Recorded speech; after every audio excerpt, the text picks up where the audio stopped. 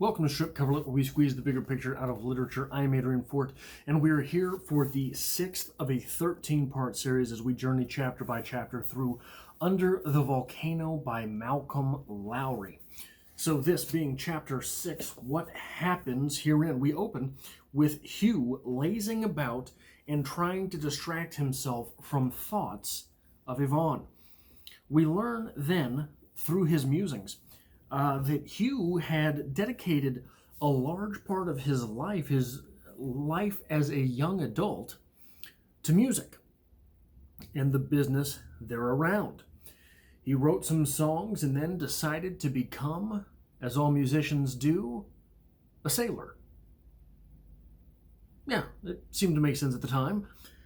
He then sailed around the world, spending his time at sea. Hugh believed that his music was propagating and making him both rich and famous while he was sailing about the earth. After some time and a bit of temptation to return early, Hugh does return to England, where he expects to be walking into a great deal of fame and acclaim and fortune, but instead he asks the guy to whom he entrusted his music, hey, could I get some of that back? I don't hear any of my music being spread around the bars and the pubs in town. What have you got left from what I gave you?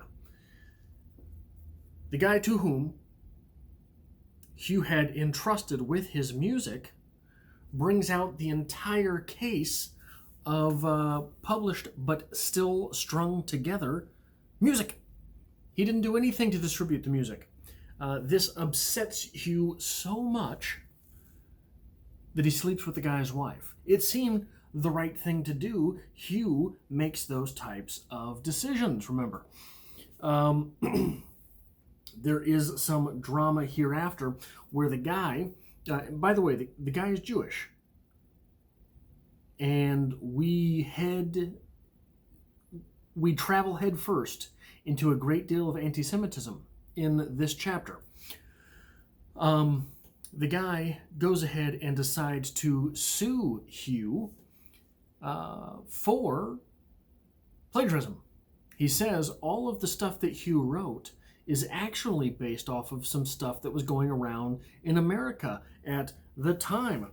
This was all a surprise to Hugh, but he wonders if somehow he did pick these things up in the back of his mind and jot them down himself. But eventually, the lawsuit is dropped. And then we flash forward to Joff, who is going through drunken tremors as Hugh tries to take care of him. Hugh does take care of him. He fixes him up. And then the three of Hugh, Joff, and Yvonne, with Joff freshly prettied up, decide to go out on the town. While they are out on their way, they meet a stranger who is decidedly European-looking, apparently. Someone that, in Hugh's eyes, must be in exile as well. I think that there is something to that observation. But they also happen upon Leroux.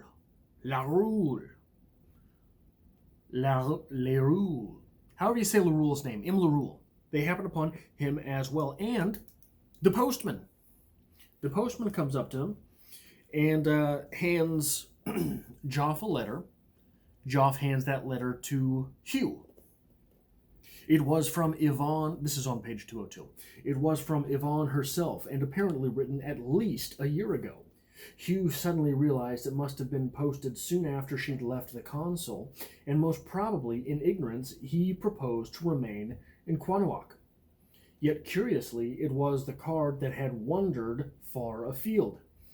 Originally addressed to Wells Fargo in Mexico City, it had been forwarded by some error abroad, gone badly astray in fact, for it was date-stamped from Paris, Gibraltar, and even Algeciras? Algeciras in fascist Spain. No. Read it, the consul smiled. Yvonne's scrawl ran. Darling, why did I leave? Why did you let me? Expect to arrive in the U.S. tomorrow. California 2 days later. Hope to find a word from you there waiting. Love, Y. The letter Y, as in Yvonne, not why, question mark. So what are we talking about here? I want to start way back on pages 157 and 158. Where am I at here? 157. This is from Hugh. One could not be young forever, that indeed, in the twinkling of an eye, one was not young any longer. And then on 158, I am not a prodigy any longer. I have no excuse any longer to behave in this irresponsible fashion. I am not such a dashing fellow, after all. I am not young. There is a lot to do with mortality in this novel, but not mortality, though I think we're going to get there, obviously. We have a little precedence of that earlier in the novel, as we have the reemergence of Lowry, but not mortality, not death mortality, just recognizing, hey, the jig is up, right? This is, I think, something more of a... So I think a quarter-life crisis is normally circling about the idea that I am stuck where I am for the intermediate to long term if I do not change things immediately. That's sort of what a lot of quarter-life crises are. The midlife crisis seems to be, I'm not there quite yet, but the midlife crisis seems to be, what have I done with my life thus far? Maybe I should buy a sports car. That seems to be, the circling ideas around the midlife crisis.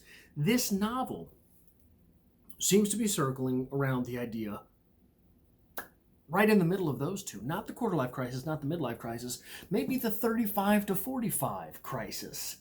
Maybe the 28 to 37 crisis. This idea, not that mortality is upon us and not that we are stuck, but a recognition, a realization that those things which we might have once prided ourselves on, those ideas, though that personality that we once had wanted so badly for ourselves, it's gone. We no longer have that potential. Yvonne here seems to fancy herself what's the female version of a playboy? She is someone who is widely regarded as attractive and seems to relish in that role, but she does not seem to want to play in that role. She seems to want to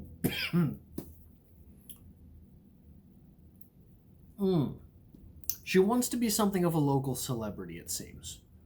She wants to be the apple of everyone's eye, but be with one person. Hugh thought at one time he was going to be a musician.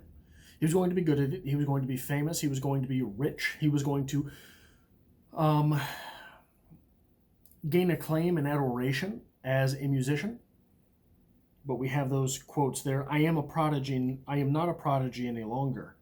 I have no excuse any longer to behave in this irresponsible fashion. I am not such a dashing fellow. After all, I am not young.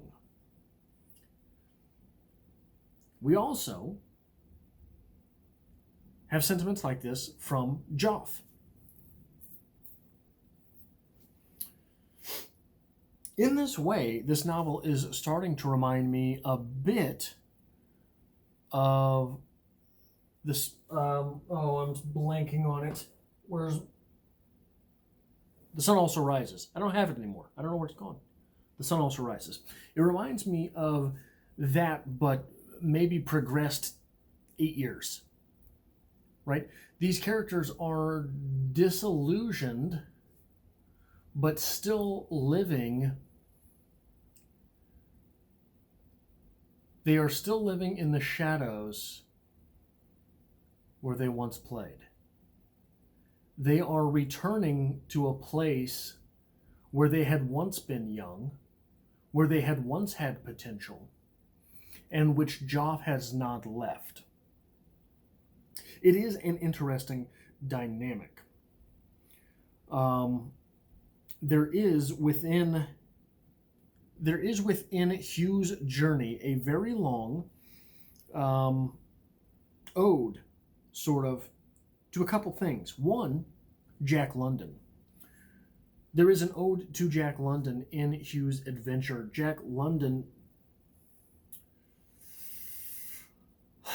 if you want to talk about mortality, Jack London's stories are a pretty good place to start, but also not just mortality, but vitality. There is a lot of vitality and masculinity in Jack London's work. So to be reflecting on Jack London's work is to be reflecting on a vital part of the self, but also mentioned in this bit is Peer Gynt. There is a read-along for Peer Gynt on the channel, so if you're not familiar with that, you should go look it up. But Peer Gynt was also a vital type of individual, a virile type of individual, and a wayward romantic. Someone who wanted to do well, but was wayward. He was also a bit of a drunk. So we have, in the mention of Peer Gynt, a little blending of both Hugh and Joff. So it's interesting to see that.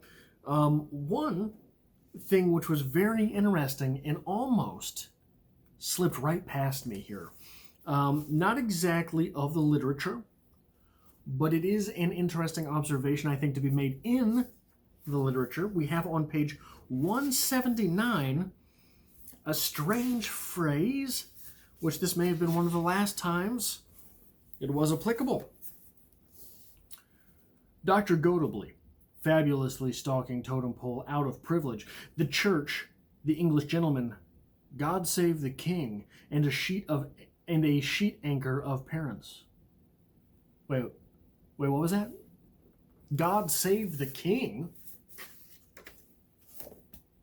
I was born in 1985. I don't think I've ever really heard that phrase. God save the king?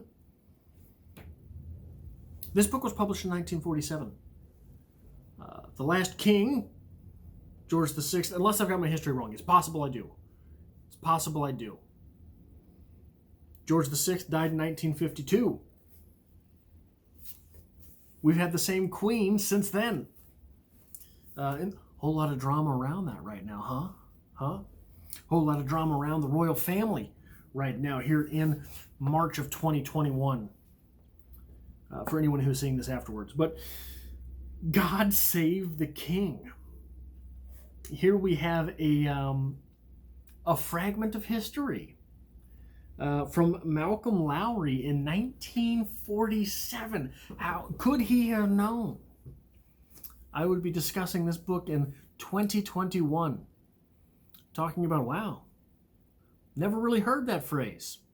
It's always God save the queen. You know? Not really here or there. By the way, George VI, born in 1895. This is the time scope that we're looking at here. Just interesting. It doesn't mean anything. It's not anything intertextual. I just thought it was interesting to think. 182 and 183. Here is an observation from Hugh. In the tidy room where there was not otherwise the slightest sign its occupant did any work or contemplated any for the future. This is a really good example of the type of interesting and quirky insights that we get in this novel from Malcolm Lowry. I've never conceptualized something that way. Looking at a room and deciding whether or not that person has many thoughts of the future, whether or not that person has any real concept of the morrow. This is something I have never considered, and I feel myself a bit ashamed as a writer, someone who considers himself a writer, that I have not found that little bit of insight into a person. Is someone forward-thinking or rear-looking, judging by the things that with which they surround themselves? I've never really thought of that. And it's just, this book really is filled with those little quirky insights to how a person operates. And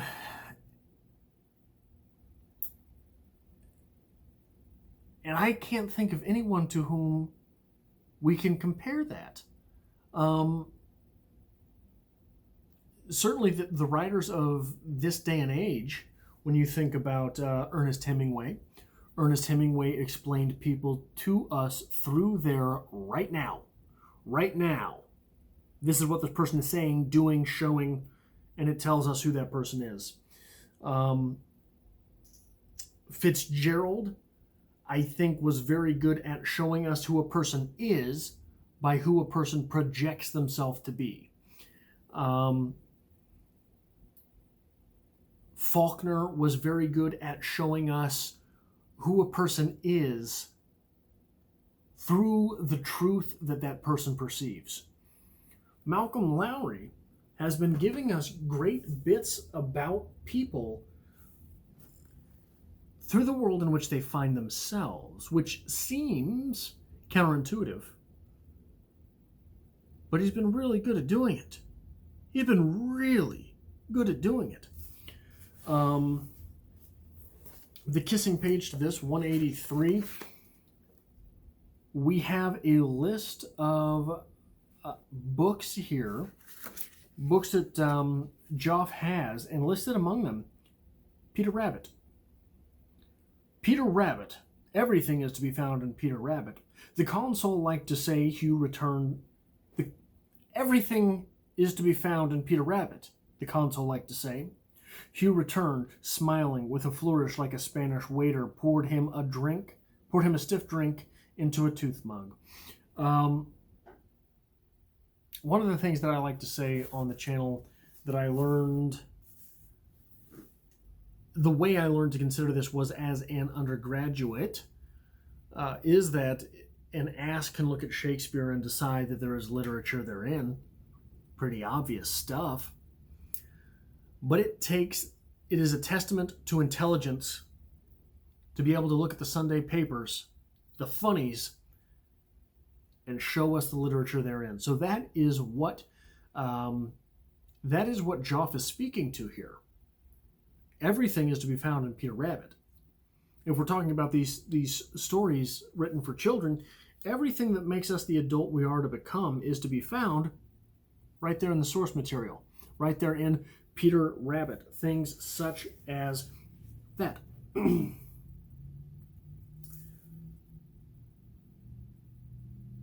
Now, I did mention earlier the idea of anti-Semitism here. And so, obviously, it's not a great thing to see in the text, right? But it existed. It's realistic. These people existed. Now, these people in this book do not consider themselves hateful. The people in this book consider their anti-Semitism as sort of just, can't trust them. Why is that? Why is that, especially in light of the war which had just been fought? Because there will always be hate. People will always hate. And if there is a type of person whom at the time it is okay to hate, that's an easy go-to. During this time, during a lot of times, anti-Semitism was accepted. That was just part of it, right? It's okay to hate those type of people. It's okay to do that.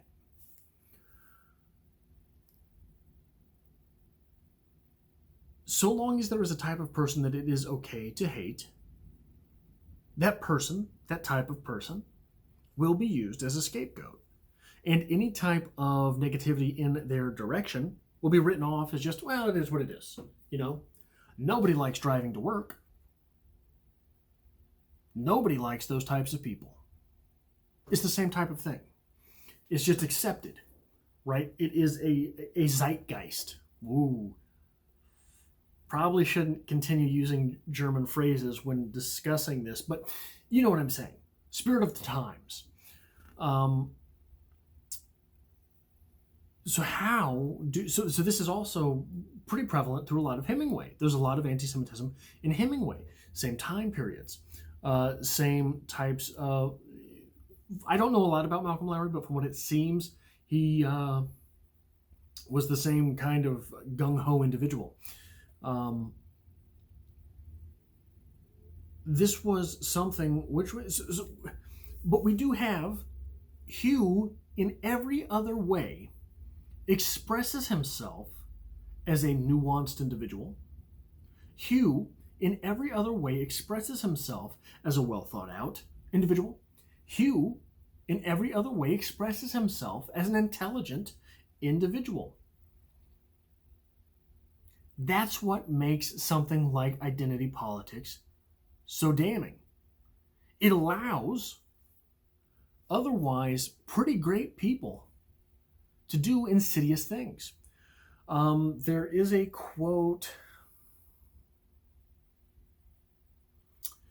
I'm quoting Christopher Hitchens. I cannot remember for the life of me from where Christopher Hitchens got it, but he always attributed the quote.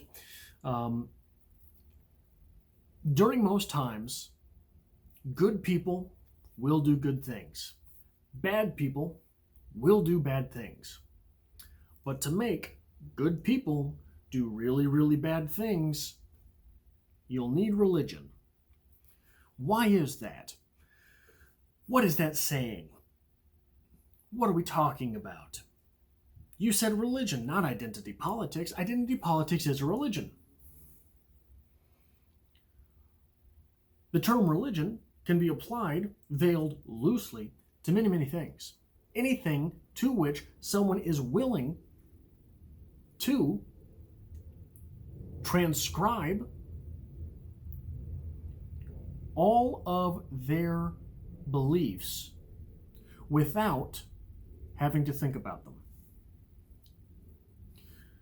So, one of the examples that Christopher Hitchens often used was, it would be very strange for me to hand you a baby, a bouncing baby boy, and for you to think, wow, what a wonderful thing, almost perfect. Now give me the sharpened stone so that I may hack at its genitalia in order that I may make it more perfect. That is something that you only get from religion. And I'm not picking on any particular religion. It's just that's one of those things. If you believe, hey, God needs this thing to happen, you're a lot more likely to do said thing, even, especially, if said thing is particularly wicked. In this instance, an identity politic being just rammed in there in the place of a religion, we are willing to be perfectly good people, as Hugh seems to be in this text. Does he make mistakes? Yes. Is he rash at times? He seems to have people's best interest in mind. He does not seem to be particularly capricious. But, hey, spirit of the times will be anti-Semitic. It's just one of those things. It's preposterous, but people are preposterous things. 187 here.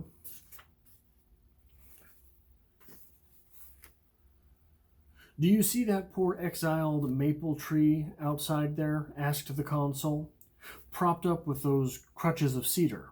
No, luckily for you.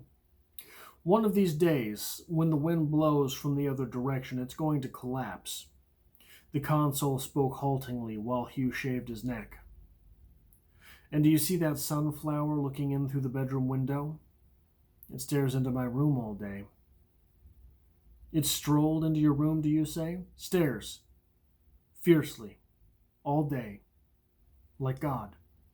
This is a strange bit of dialogue. It is not in here by accident. It is something which is worth remembering. But for what reason, I do not know presently. So there is a bit on the Philosopher's Stone later in this chapter, which is in itself an interesting conundrum. When you think about the history of the Philosopher's Stone, when you think about the history of alchemy, different people who were put to death for alchemy, different people who lost their mind because of alchemy, especially as mercury was one of the key components that was thought to turn lead into gold. What a wonderful dream for all of those involved. We talked earlier about the budding mortality throughout this novel. Not mortality, not thoughts of death, but the realization that the jig is up. The realization that we're just a pound of lead. There is nothing all that glittering about us. We're not, what was the phrase on 157, 158? Not all that handsome, is that what it was? I am not such a dashing fellow after all. I am not one of these glittering things. I am just a pound of lead. But mightn't a little bit of alchemy get me so much closer to something desirable? That is something befitting of Hugh in this novel. That is something that Yvonne definitely is looking forward to. And if we're looking for people who would probably want to make their lives better without having to do the work of finding the gold, mightn't we say that Joff is in that camp? The last thing I have to mention, we meet Larule again. Halfway through the novel, we meet Larule again right around page 200. This book is 391 pages long. Now, structurally, that's a bad sign. That's a real bad sign. I don't know what it means for the future of Larule. I don't know what it means for the future of these characters, but I know structurally, just from reading some books over my day, through my day, in my day, just from having a little bit of experience with literature. Someone pops up halfway through the novel, it's normally a bad sign. That is all I have for this episode of a Let's Read Under the Volcano by Malcolm Lowry. I hope to have you back next time for Chapter 7 of the novel.